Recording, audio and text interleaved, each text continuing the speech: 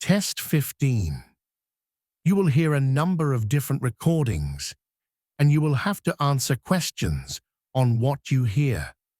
There will be time for you to read the instructions and questions, and you will have a chance to check your work. All the recordings will be played once only. The test is in 4 sections. At the end of the test, you will be given 10 minutes to transfer your answers to an answer sheet. Now turn to Section 1. Section 1. You will hear a man phoning a woman who lives in a town called Hillsden to ask about moving there.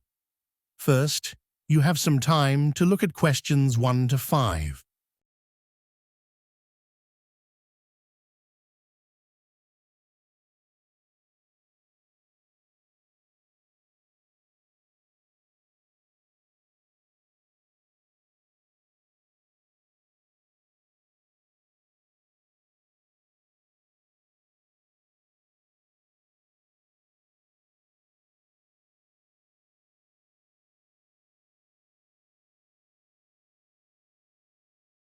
Listen carefully and answer questions 1 to 5.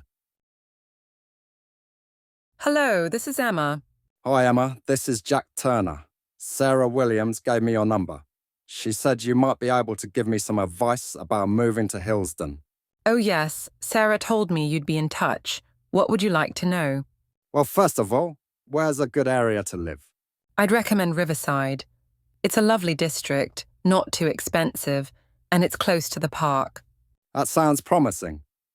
Do you know how much it costs to rent a 2-bedroom flat there? Usually around £780 per month. That's the average. You wouldn't want to pay more than £820. That's just the rent, without utilities. That seems reasonable. I'll look into it. What about transport? Is it easy to get around? Well, I'm fortunate. I work in the town centre, so I don't need to use buses. I usually go on my scooter. Oh, that must be convenient. Is the traffic manageable? Driving isn't ideal. There's very limited parking in the centre, and it's often full by 9 a.m. The buses are okay, though. I'll be working from home most of the time, but I need to go to Manchester twice a week. That's easy enough. There's a direct train every 40 minutes, and the journey takes about an hour. Good to know. During the week, the trains run late, but at weekends, they're unreliable. There's often repair work, and passengers have to take a replacement bus for part of the route. It can take ages. Right, thanks. That's really helpful. Before you hear the rest of the conversation, you have some time to look at questions 6 to 10.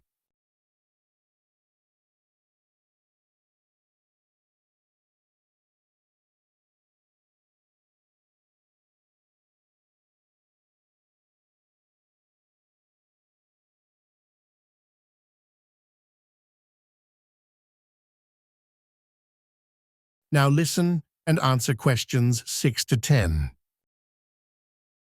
What about leisure activities? Are there good facilities in Hillsden? Yes, quite a few. There's a new theatre that opened this year, and it's already very popular. There's also a modern sports complex with a swimming pool. Sounds great. The schools are excellent too, and the hospital has a really good reputation. I had to go there last year, and the care was excellent. That's reassuring. Oh, and if you need one, I can recommend my optician on Market Street. I've been with him for years, and he's very reliable. Thanks, that could be useful. Are you coming to Hillsden soon? Yes, my partner and I are planning to visit next week to meet some estate agents. I could show you around if you like. Really? That would be fantastic. I'm free on Wednesday or Friday after 6 o'clock. Friday would suit us better. Perfect. Let me know which train you'll be on, and I'll meet you in the cafe outside the station. It's right next to the library, so you can't miss it. Excellent. I'll text you when it's confirmed. Thanks so much, Emma. My pleasure. See you soon. That is the end of Section 1. You now have half a minute to check your answers.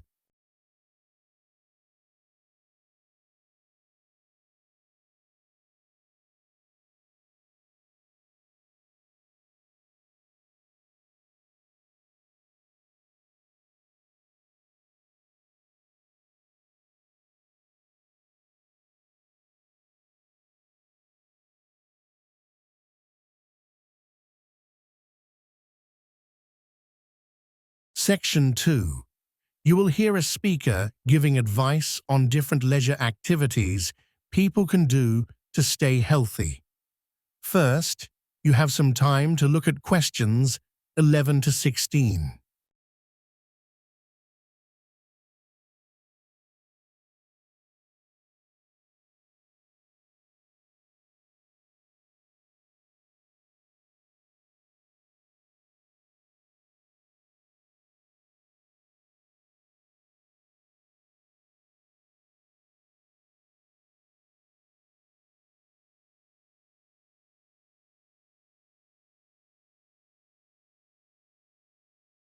Now listen carefully and answer questions 11 to 16.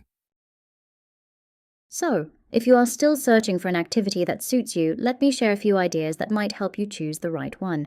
The first thing to consider is whether you'd like working out at a sports centre. Some people dislike arranging their day around a fixed schedule. Gyms can be very busy, which often means going very early in the morning or late in the evening. Still, if you train regularly, you will notice visible progress in a fairly short time. Walking is another option that has grown in popularity.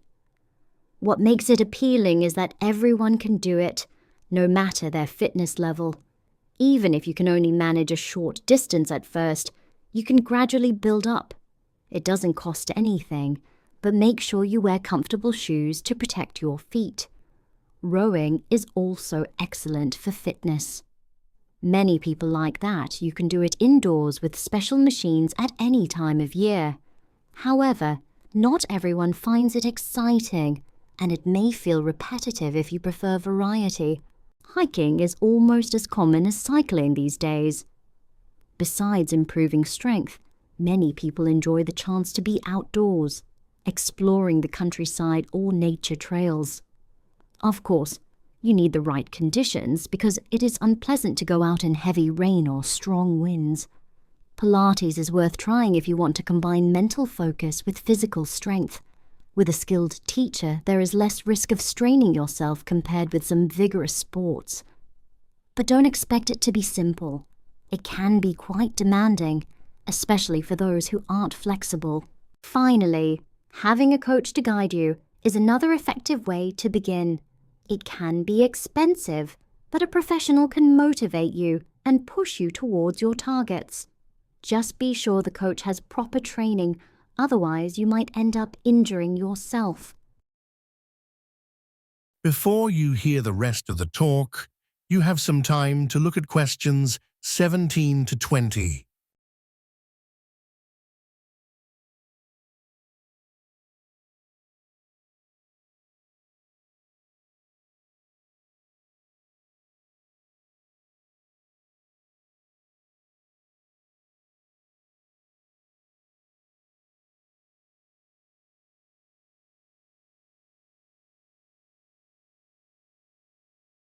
Now listen and answer questions 17 to 20. Whatever you do, avoid signing up for a sports centre unless you are certain you will make good use of it. Many people pay for a membership and then rarely attend. Why do their plans collapse? It isn't usually because they suddenly stop caring about health. It's more often because they feel they are not making enough improvement, so they lose confidence and stop believing their effort is worthwhile. Another common problem is that people underestimate the level of discipline required. Keeping up a routine every single week takes commitment, and plenty of people struggle with that amount of effort. One way to overcome this is to set realistic goals for yourself. Be sensible and don't demand too much at once. Some experts say you should write your targets down, but I suggest a more flexible style. A better strategy is to reward yourself with something enjoyable whenever you reach a milestone. And don't let setbacks discourage you. Think of the process as a long journey where challenges are to be expected. That is the end of Section 2. You now have half a minute to check your answers.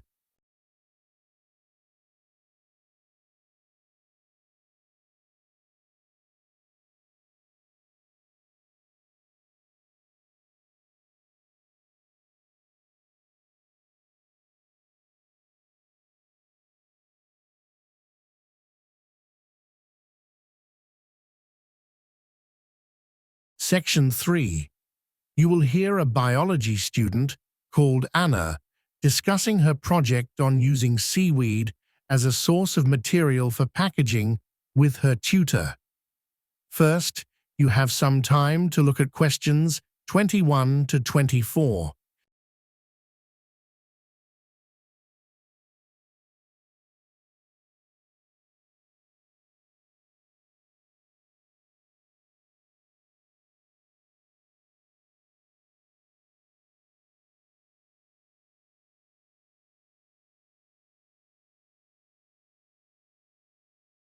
Now listen carefully and answer questions 21 to 24.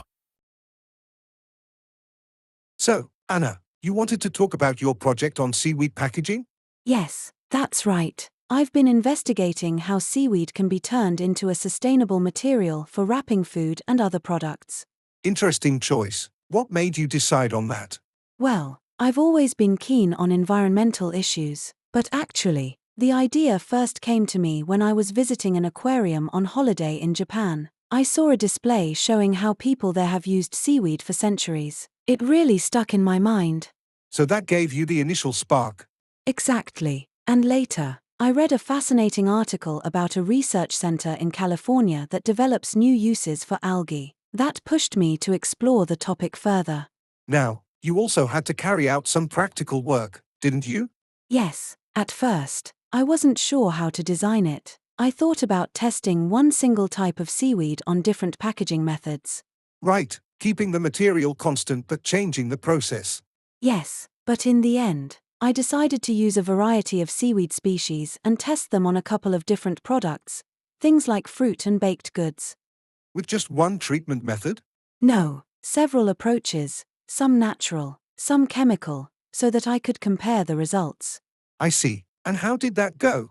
Well, I managed to buy some prepared seaweed powder online. It arrived quickly, but I also wanted to process some raw seaweed myself. That was more complicated than I'd expected. In what way? I assumed it would just take a small amount, but it turned out I needed loads of it. For example, to produce enough gel from kelp, I had to cut and boil a whole bucketful. It took hours longer than I'd planned. Did you try any alternatives? I did. I experimented with a commercial thickener, carrageenan, which is normally used in desserts. At first it seemed perfect, but when I tested it on cardboard packaging, it just peeled straight off after drying. That must have been disappointing. Yes, I gave up on that fairly quickly. Before you hear the rest of the discussion, you have some time to look at questions 25 to 30.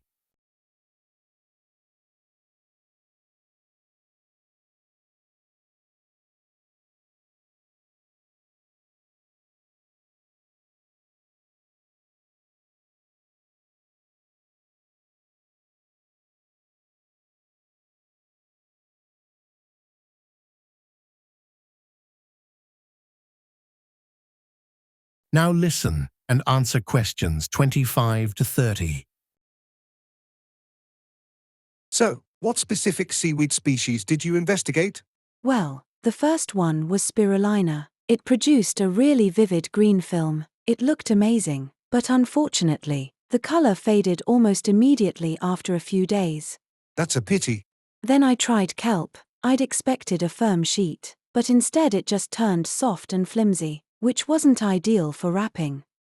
So the results weren't what you'd hoped. Did you look at agar? Yes, that one was promising, but it's really expensive to buy in large quantities. I could only afford a small sample. I can see why it's not commonly used for packaging. Exactly. Then I tested a species called dulse. It worked reasonably well, but the smell was quite strong. Not everyone would want their sandwiches wrapped in something with a fishy odor. I can imagine. I also read about using sea lettuce. I didn't actually try it because it's not available here, at least not in any local shops or suppliers. That makes sense. Finally, I experimented with mixing the seaweed extract with metal salts to see if it would strengthen the film. It did work to some extent, but it also weakened the surface of the paper, so it tore really easily. Yes, that can sometimes happen. The chemical treatment changes the fibers of the base material. Right. It was useful to learn, though. Well, it sounds like you've put in a great deal of effort. That is the end of section 3. You now have half a minute to check your answers.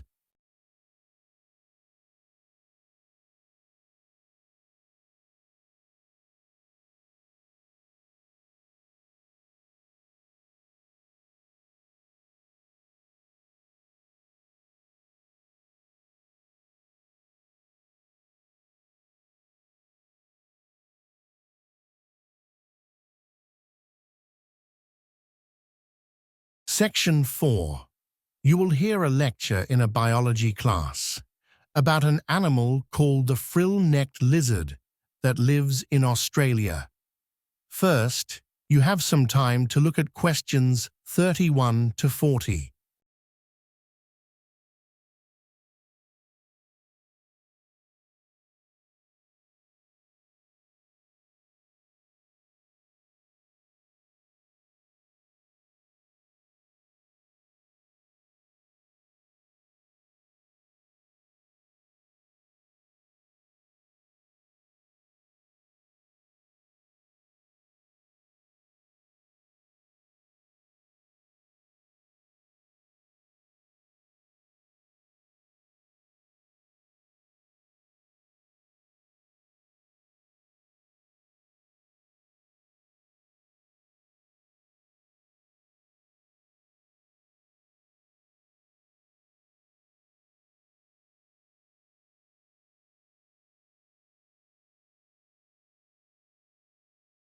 Now listen carefully and answer questions 31 to 40.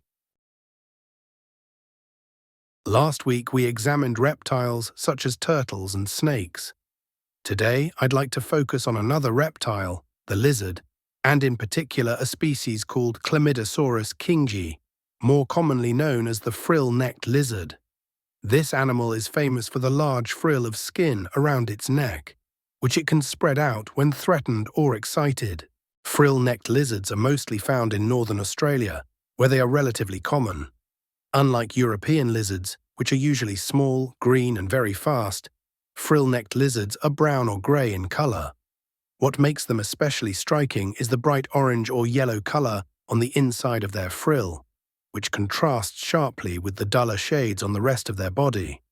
They grow to a fairly large size compared to other lizards, and although they can catch insects and occasionally small animals, most of their diet consists of fruit, flowers, and other plant material. Despite their size and powerful jaws, they still face dangers from predators. In the past, large birds of prey were the most serious threat. But nowadays, snakes are the main hunter. Another modern danger for these lizards comes from human activity. Many are killed by vehicles when they attempt to cross roads. One investigation conducted at the University of Queensland looked at how these lizards navigate. Although they don't move very quickly, they can cover surprisingly long distances. The researcher found that if the lizards were taken some distance away from their territory, they could still find their way back as long as they were able to see the sun overhead. They didn't seem to require any other landmarks on the ground.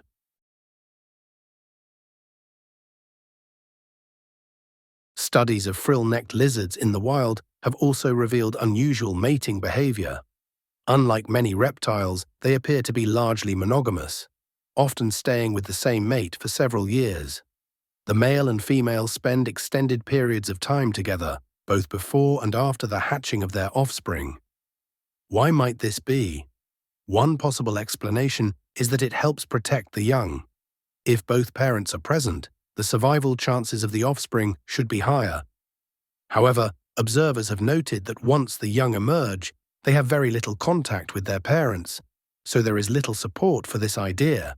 Another suggestion is that male lizards in long-term pairings tend to be larger and stronger than single males. This may indicate that remaining with a partner gives the female some protection against rival males. But again, this has not been proven. Finally, I want to mention another project which used tracking devices to collect data. I was involved in this study myself.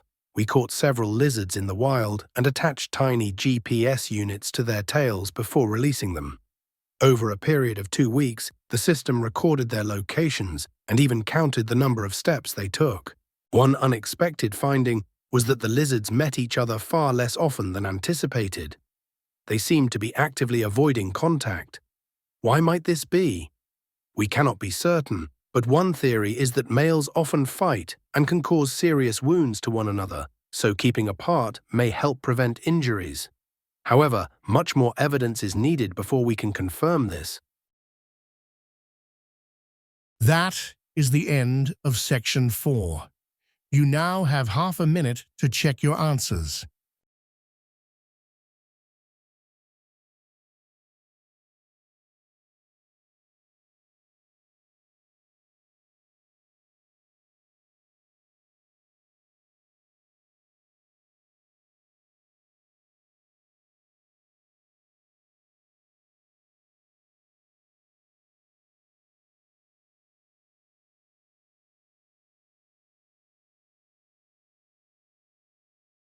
In the IELTS test, you would now have 10 minutes to transfer your answers to the answer sheet.